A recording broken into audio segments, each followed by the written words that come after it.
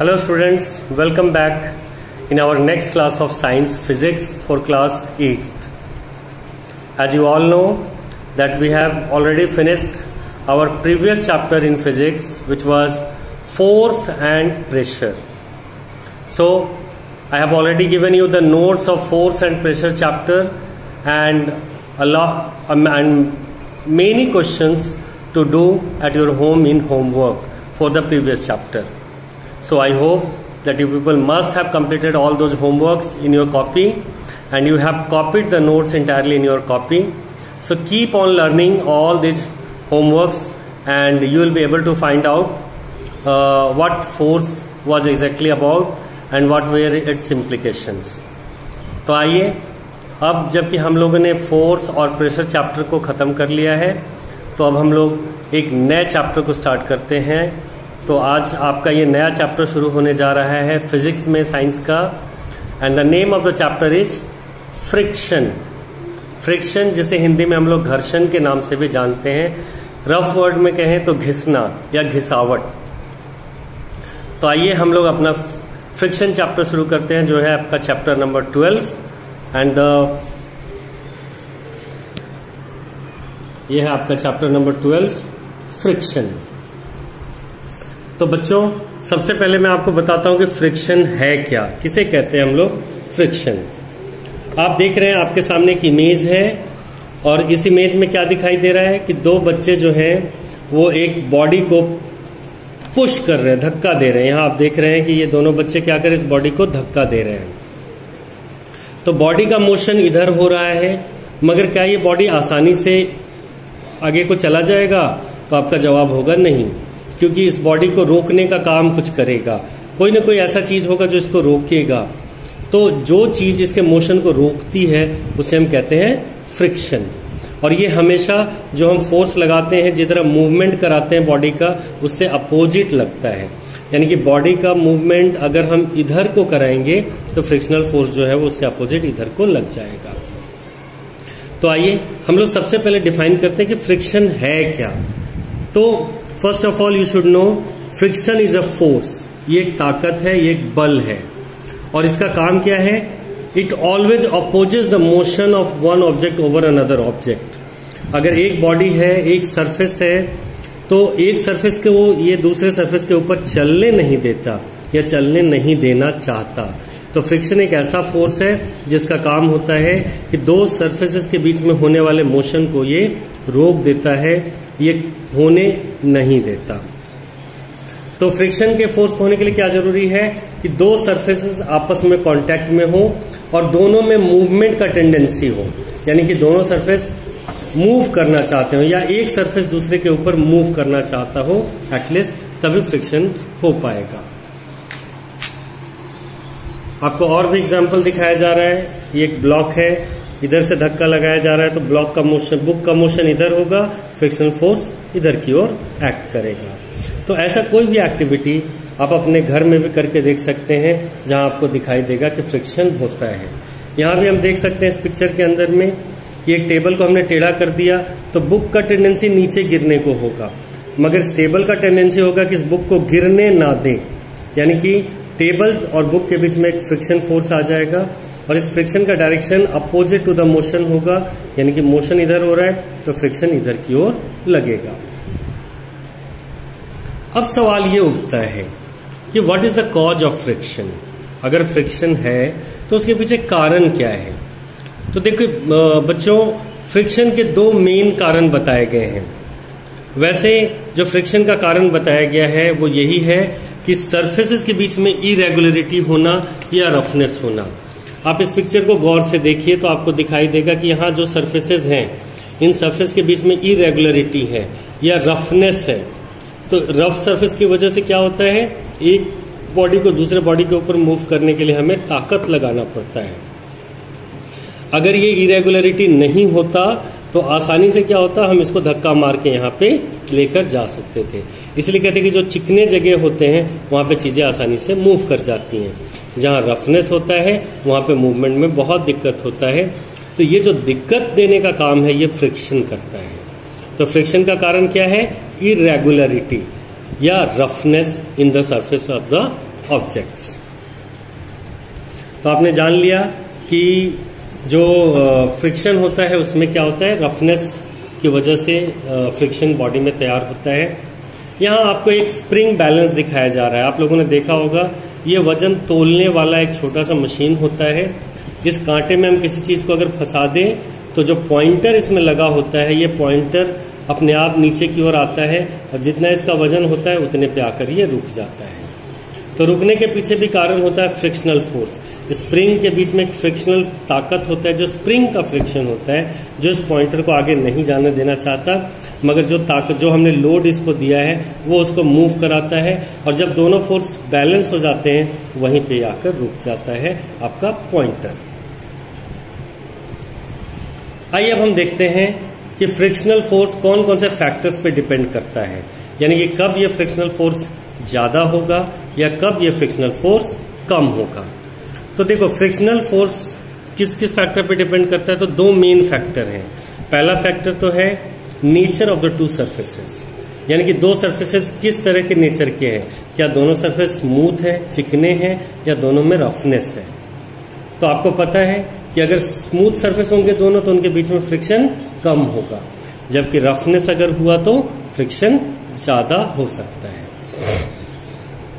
दूसरा जो कारण है कि उन दोनों सरफेसेस को कितना ताकत से दबाया गया है, प्रेस किया गया है। जैसे अगर हम इसको ऊपर से दबा दें तो फ्रिक्शन और ज्यादा बढ़ जाएगा, अगर हम दबाव को कम रखें तो फ्रिक्शन शायद कम हो।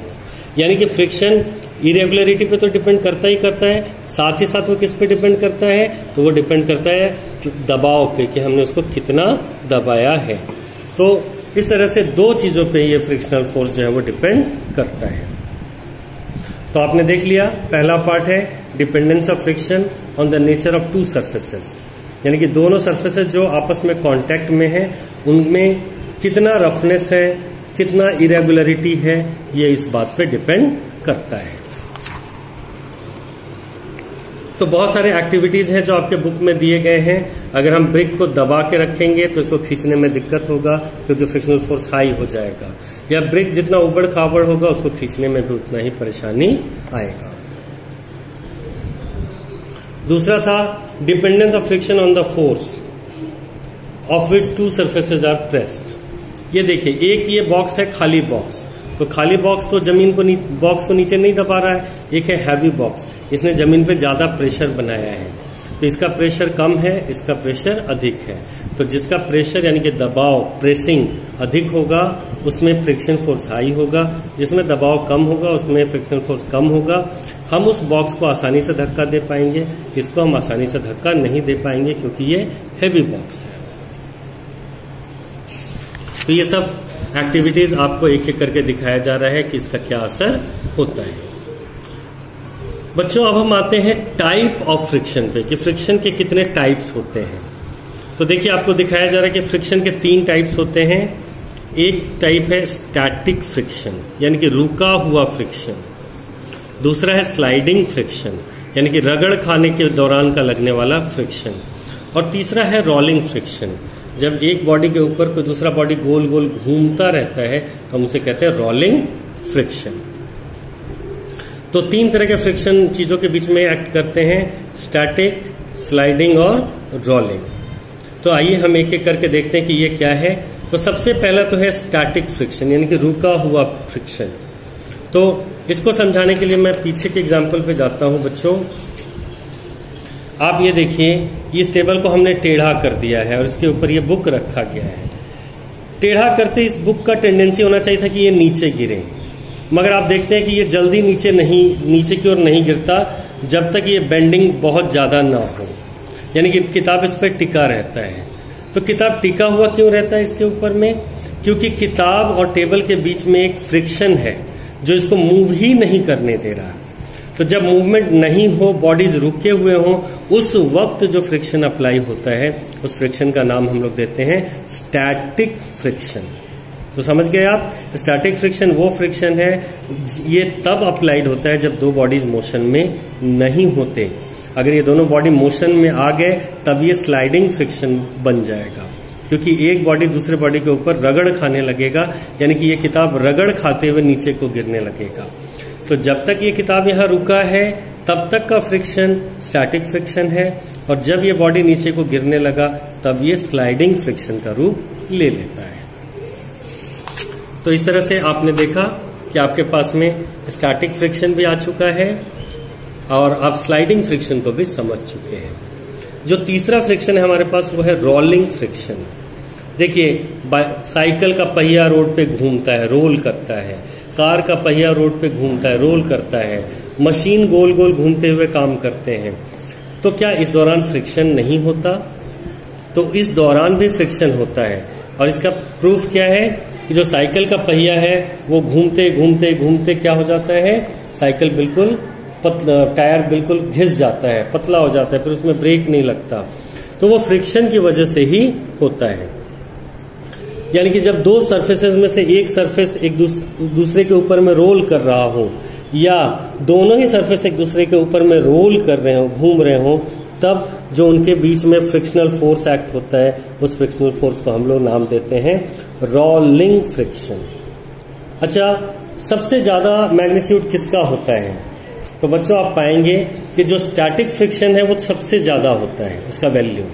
स्लाइडिंग फ्रिक्शन का वैल्यू स्टैटिक फ्रिक्शन से कम होता है। जब दो बॉडी आपस में चलने लगे तब उनके बीच का फ्रिक्शन स्टैटिक के फ्रिक्शन से कम होता है, मगर जब एक बॉडी दूसरे के ऊपर रोल करे तब उसका फ्रिक्शन और कम हो जाता है, बल्कि बहुत कम हो जाता है। So the value of rolling friction is much lesser than the value of static and sliding friction. इसीलिए जितनी भी गाड़ियां बनाई जाती हैं वो सब रोलिंग के फेनोमेना पे बनाई जाती हैं। रोलिंग होता है उनमें, आसानी से चीजें एक जगह से दूसरी जगह मूव कर जाते हैं, क्योंकि उनके मूवमेंट को रोकने वाला जो फ्रिक्शन है, यानी कि जो रोलिंग फ्रिक्शन है, उसका वैल्यू बहुत ही कम होता है। तो इस तरह से आप देख चुके हैं कि स्टैटिक फ्रिक्शन क्या है, जब दो रुके हुए बॉडीज के बीच में फ्रिक्शन लगे। स्लाइडिंग फ्रिक्शन क्या है, जब दो बॉडी एक दूसरे के ऊपर चल रहे हो तब जो फ्रिक्शन लगे। और रोलिंग फ्रिक्शन क्या है, जब एक चीज दूसरे के ऊपर गोल गोल घूमे, जैसे ये पहिया व्हील, तो उस दौरान का फ्रिक्शन रोलिंग फ्रिक्शन कहलाता है। तो इस तरह से ये तीन तरह के फ्रिक्शन है जो बॉडीज के बीच में एक्ट करते रहते हैं।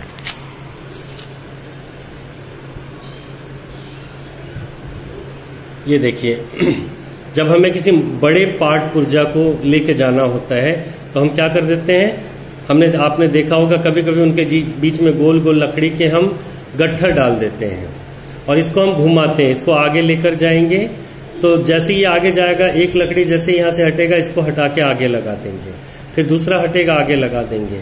यानी कि ये रोल कराते हुए हम लेके जाते हैं, ना कि इसको रगड़ते हुए, क्योंकि ये बहुत ही भारी है। इस केस में फ्रिक्शन बहुत ज्यादा हो जाएगा। तो बच्चों, अब हमने फ्रिक्शन को तो समझ लिया कि फ्रिक्शन क्या है, व्हाट इज फ्रिक्शन। भाई, फ्रिक्शन एक ऐसा फोर्स है जो मोशन को रोकने का काम करता है। कोई भी मोशन हो दो सरफेस के बीच में, उसको रोकने के लिए फ्रिक्शन आ जाता है। तो क्या ये फ्रिक्शन हमारे लिए अच्छा है या बुरा है? अगर कोई हमसे ये सवाल करे कि फ्रिक्शन अच्छा है या बुरा है, तो देखिए हमारा जवाब होगा कि ये फ्रिक्शन हमारे लिए अच्छा भी है और बुरा भी है। कहीं तो ये हमारे लिए बहुत अच्छा है और कहीं पे ये हमारे लिए बहुत बुरा है। तो जहां वो अच्छा है वहां वो हमारे लिए नेसेसरी हो जाता है, और जहां वो हमारे लिए बुरा है वहां वो हमारे लिए इविल का मतलब होता है बुराई, खराबी। तो फ्रिक्शन जो होता है वो हमारे लिए एक नेसेसरी इविल है। तो अक्सर एग्जाम में भी क्वेश्चन आ सकता है कि what is the property of friction. तो remember, friction is a necessary evil. ये एक बहुत ही जरूरत वाली बुराई है, बहुत ही उपयोगी बुराई है। अगर फ्रिक्शन ना हो तो भी हम प्रॉब्लम में आ जाएंगे, क्योंकि हमारे लिए बहुत अच्छे अच्छे काम करती है। और अगर चारों तरफ फ्रिक्शन ही हो तो फिर हमारे लिए बहुत नुकसान होगा। तो आइए आज हम देखते हैं कि इस फ्रिक्शन से आखिरकार हमें क्या फायदा होता है और इस फ्रिक्शन से हमें क्या नुकसान होता है। So what are the advantages of friction. तो बच्चों, पहला एडवांटेज ये है कि ये फ्रिक्शन ही है जिसकी वजह से हम चल पाते हैं। Friction enables us to walk without slipping. अगर हम सीधा सीधा चलना चाहते हैं तो फ्रिक्शन की वजह से ही चल पाएंगे, अगर फ्रिक्शन नहीं होगा तो हम चल नहीं पाएंगे। क्योंकि चलने के दौरान जब हम अपना पैर ग्राउंड पे रखते हैं तो हमारे पैर का टेंडेंसी होता है पीछे स्लिप कर जाना, लेकिन जो ग्राउंड से हमें फ्रिक्शन फोर्स होता है वो हमारे पैर को स्लिप नहीं करने देता, तो हम गिरने से बच जाते हैं और हम आगे को बढ़ जाते हैं। तो फ्रिक्शन हमें क्या देता है, ये हमें वॉकिंग करने का टेंडेंसी पावर देता है विदाउट स्लिपिंग। ये देख लीजिए, अगर कहीं पे कीचड़ हो या कुछ हो और हम चलें तो कीचड़ में फ्रिक्शनल फोर्स कम होता है, हम चलते वक्त क्या होंगे, पीछे की ओर स्लिप करके गिर सकते हैं।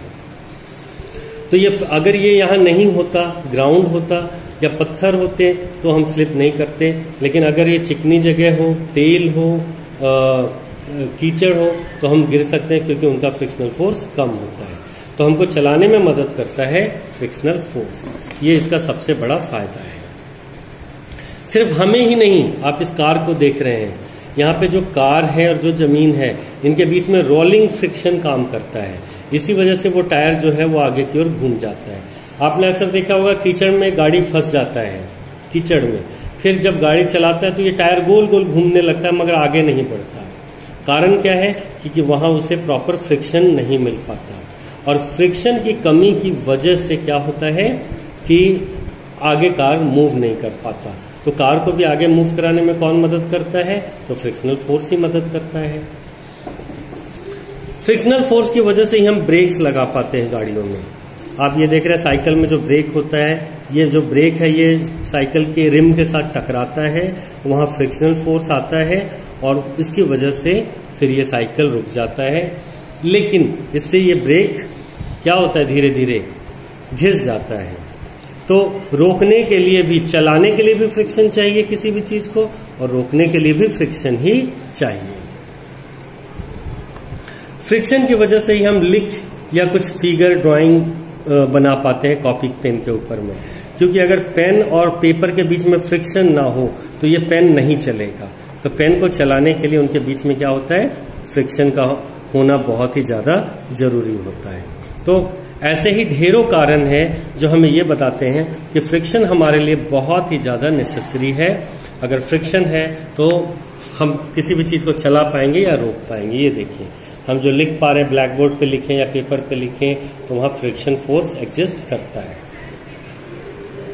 और भी काफी सारे बेनिफिट्स हैं। किसी चीज को हम पकड़ पाते हैं अपने हाथ में फ्रिक्शन की वजह से, अगर फ्रिक्शन ना हो तो हम चीजों को पकड़ नहीं पाएंगे।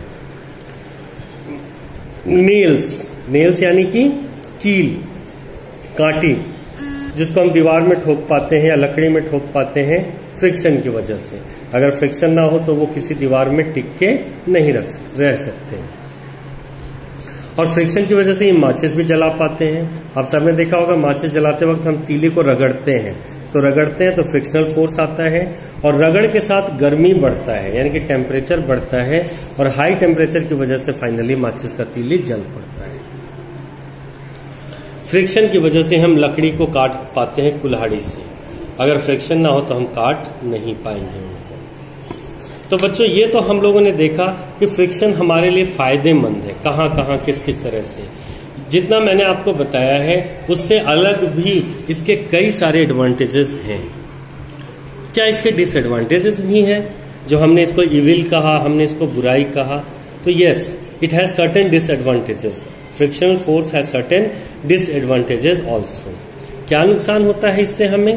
तो आप देख सकते हैं, जिस जूते को पहन के हम चलते हैं उस जूते के जो सोल्स होते हैं वो घिस जाते हैं फ्रिक्शन की वजह से। जो टायर्स हम चलाते हैं वो टायर घिस जाते हैं फ्रिक्शन की वजह से। जो मशीन हम चलाते हैं वो मशीन घिस जाते हैं फ्रिक्शन की वजह से। ब्रेक पैड्स घिस जाते हैं फ्रिक्शन की वजह से। यानी कि फ्रिक्शन हमें कई तरह का नुकसान देता है। इन सीढ़ियों को देखिए, चलते चलते बेचारी ये जो सीढ़ी है ये भी घिस जाते हैं, इनका प्लास्टर उखड़ जाता है फ्रिक्शन की वजह से। कई बार तो फ्रिक्शन की वजह से बहुत ही हीट प्रोड्यूस होता है और हमारे मशीन डैमेज हो जाते हैं। तो इस तरह से हम देखते हैं कि हमें कई तरह का नुकसान इस फ्रिक्शन की वजह से होता है। और तो और फ्रिक्शन जो है हमारी स्पीड को भी स्लो कर देता है, घटा देता है। तो ये जो नुकसान आपको बताए गए हैं, इन सभी नुकसान की वजह से फ्रिक्शन को हम इविल भी मानते हैं। तो फ्रिक्शन हमारे लिए बहुत ही बढ़िया चीज है, साथ ही साथ फ्रिक्शन हमारे लिए नुकसानदायक भी है। तो ये तो हम लोगों ने देखा कि फ्रिक्शन का नेचर क्या है, कैसे वो होता है, क्या वो हमारे लिए फायदेमंद है, नुकसान है, किस किस तरह का होता है। मैं अपने नेक्स्ट क्लास में आप लोगों को बताऊंगा कि हम फ्रिक्शन को कम या ज्यादा कैसे कर सकते हैं, और क्या फ्रिक्शन सिर्फ सॉलिड्स में होता है, क्या लिक्विड में भी फ्रिक्शन होता है, क्या गैस में भी फ्रिक्शन होता है। इन सारी चीजों का डिटेल मैं इसके नेक्स्ट पार्ट में आपको बताऊंगा, जो होगा हमारा पार्ट 2। ये हमारा पार्ट 1 है जो आपने अब तक इस वीडियो में समझा। इस पूरे पार्ट का नोट्स मैं आपको भेज रहा हूं। इन नोट्स को आप अपनी कॉपी में लिख लीजिएगा और याद कीजिएगा। उसके बाद फिर जब चैप्टर खत्म होगा तो होमवर्क के तौर पे मैं इसका क्वेश्चन आंसर्स भी आपको भेज दूंगा। तो बच्चों, मुझे उम्मीद है कि अब तक जितने भी नोट्स मैं भेज रहा हूं, जितने भी टॉपिक्स मैं एक्सप्लेन करके आपको भेज रहा हूं, उसको आप जरूर पढ़ रहे होंगे और अपनी कॉपी में कॉपी कर रहे होंगे, ताकि जब स्कूल्स खुलें तो आपको उसका फायदा मिले और आपके पास वो नोट्स लिखा हुआ हो, आसानी से आप याद कर पाए। तो आज का भी जो मैं नोट्स आपको भेज रहा हूं, इस नोट्स को आप जरूर अपनी कॉपी में लिखकर याद कर लीजिएगा। तो इसके साथ ही आज का फ्रिक्शन का जो टॉपिक है मैं उसको यहीं पे रोक रहा हूं। एंड आई होप कि you all will be safe at your homes and you all will be studying properly at your home.